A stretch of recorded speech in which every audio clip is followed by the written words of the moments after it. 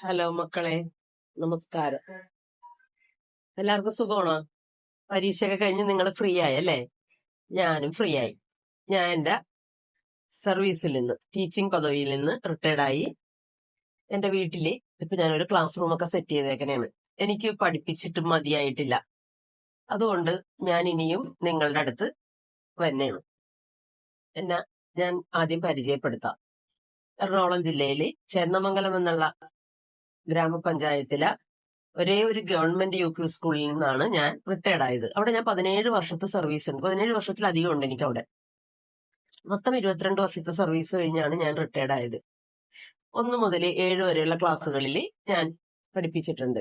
പല വിഭാഗക്കാരും, പഠനത്തിൽ പിന്നോക്കം നിൽക്കുന്നവരും മുന്നോക്കം നിൽക്കുന്നവരും എക്സ്ട്രാ കരിക്കുലർ ആക്ടിവിറ്റിയിൽ ഉള്ള ആളുകളും അങ്ങനെയായിട്ട് ഒത്തിരി കുട്ടികളെ ടീച്ചർ പഠിപ്പിച്ച് ആ ഒരു അനുഭവം ടീച്ചർക്കുണ്ട്. ഇപ്പൊ ടീച്ചർ ഈ ക്ലാസ് തുടങ്ങാനുള്ള കുറച്ച് കാര്യങ്ങൾ പറയാം നിങ്ങളോട്. നിങ്ങൾ നല്ല ഭാഗ്യമുള്ള കുട്ടികളാണ്. കാരണം ടീച്ചർ പഠിക്കുന്ന സമയത്ത് ഇംഗ്ലീഷിന് അത്ര സ്കോപ്പ് ഉണ്ടായിരുന്നില്ല. 10ാം ക്ലാസ് കഴിഞ്ഞ് വീണ്ടും പ്രീ ഡിഗ്രിക്കൊക്കെ പോയ സമയത്ത് ടീച്ചർക്ക് ഇംഗ്ലീഷ് ഇല്ലാതെ വളരെ വിഷമിച്ച്. പക്ഷെ ഇന്ന് അങ്ങനെയല്ല. കുട്ടികൾ ചെറുതിലേ മുതൽ നമ്മുടെ കരിക്കുലത്തിൽ ഇംഗ്ലീഷ് വന്നേക്കുന്നത് കൊണ്ട് ഒരു ക്ലാസ് റൂമിൽ തന്നെ ഇംഗ്ലീഷ് മലയാളം പഠിക്കുന്ന കുട്ടികളുണ്ട്. ഞങ്ങളുടെയൊക്കെ സിംഗിൾ ഡിവിഷൻ സ്കൂളുകളായിരുന്നു. അപ്പൊ കുട്ടികൾക്ക് പേടിയില്ല ഇപ്പൊ ഇംഗ്ലീഷിനോട്. ടീച്ചർക്ക് ഭയങ്കര പേടിയായിരുന്നു. അതുപോലെ ടീച്ചർ പ്രീ ഡിഗ്രി കഴിഞ്ഞ സമയത്ത് അന്ന് സെക്കൻഡ് ഗ്രൂപ്പ് എടുത്ത് പഠിച്ച് അതിനുശേഷം ടീച്ചർ ഡിപ്ലോമ പോളിടെക്നിക്കിലേക്ക് പോയപ്പോ മാത്സിന്റെ ഒരു അഭാവം വന്നു. 10ാം ക്ലാസ് വരെയുള്ള മാത്സ് പ്രീ ഡിഗ്രിക്ക് പോയി എന്ന് വെച്ചാൽ സെക്കൻഡ് ഗ്രൂപ്പ് എടുത്തത് കൊണ്ട്. പക്ഷെ ഇന്ന് അത് വ്യത്യാസം വന്നു. ഇന്ന് ബയോമാത്സ് ഉള്ളതുകൊണ്ട് കുട്ടികൾക്ക് ആ ഒരു പ്രശ്നമില്ല. പക്ഷെ ഇങ്ങനെ സൗകര്യങ്ങളൊക്കെ വളരെ കൃത്യമായിട്ട് പുരോഗമിക്കുന്നുണ്ടെങ്കിലും നമുക്ക് എവിടെയൊക്കെയോ താളപ്പിഴകൾ പറ്റി കുറച്ച് ഡ്രോബാക്സ് കുട്ടികളിൽ സംഭവിക്കുന്നുണ്ട്. അത് പ്രത്യേകിച്ച് ടീച്ചർ മനസ്സിലാക്കിയത് മലയാളം എന്നുള്ള ലാംഗ്വേജിലാണ്.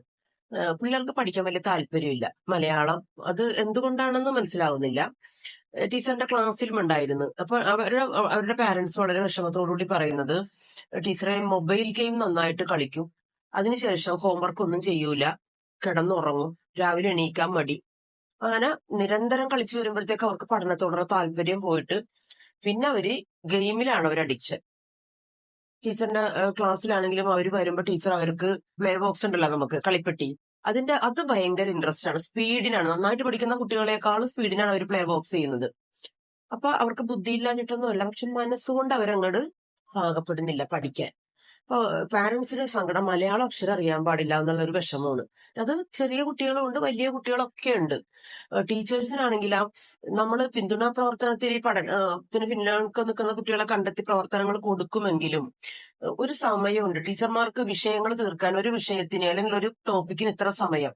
അപ്പൊ അത് തീർക്കാനുള്ള തിടുക്കപ്പാടില് നമുക്ക് പല സമയത്തും സ്പീഡ് വേണ്ടി വരും. കാരണം അപ്പൊ നിങ്ങൾക്ക് അറിയാലോ, തുടങ്ങുമ്പോ തന്നെ ദിനാചരണങ്ങൾ വരും.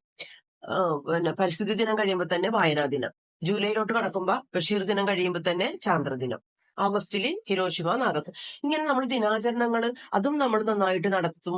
ഒപ്പം ഈ പഠന പ്രവർത്തനവും പിന്തുണാ പ്രവർത്തനം ഇതെല്ലാം കൂടി ആകുമ്പോഴത്തേക്കും ടൈം ടേബിൾ ഒരു പരീക്ഷ ഫസ്റ്റ്, അപ്പൊ പോർഷൻ തീർക്കാനുള്ള, അങ്ങനെ ഒരു ധൃതി പിടിച്ചിട്ടുള്ള അവസ്ഥയിലാണ് ടീച്ചർ ഇത്രയും നാളും പോയത്.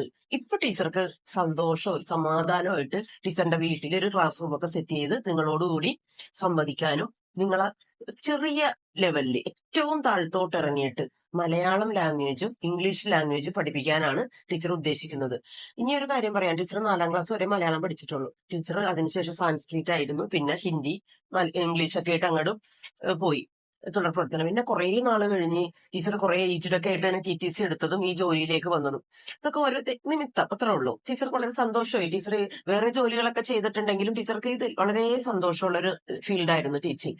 എന്നാലും ടീച്ചർ തൃപ്തിയായിട്ട് ടീച്ചർക്ക് ക്ലാസ് എടുക്കാനായിട്ട് ടീച്ചർക്ക് സാധിച്ചിട്ടില്ല. കാരണം പല പല പ്രശ്നങ്ങൾ ഇങ്ങനെ പുറകെ പുറകെ വന്നുകൊണ്ടിരിക്കും.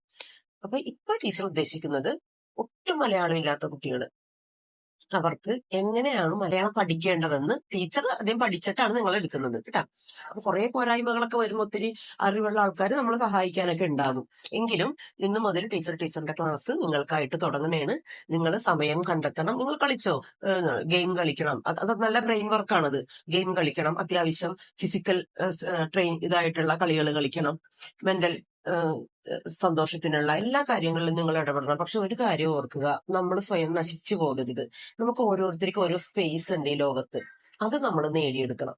സ്വയം നശിച്ച് മറ്റുള്ളവരെ സന്തോഷിപ്പിക്കാനും നമ്മുടെ താൽക്കാലികമായ സുഖത്തിന് വേണ്ടിയിട്ട് നമ്മൾ പലതും ചെയ്ത് അവസാനം നമ്മുടെ ജീവിതം കൈവിട്ടു പോയിട്ട് മറ്റുള്ളവരെ കുറ്റം പറഞ്ഞിട്ട് കാര്യമില്ല. എല്ലാത്തിനും നല്ല വശവും ചീത്ത വശവും ഒക്കെ ഉണ്ടാവും. നമ്മൾ നല്ലത് തിരഞ്ഞെടുക്കുക, മുന്നോട്ട് പോവുക.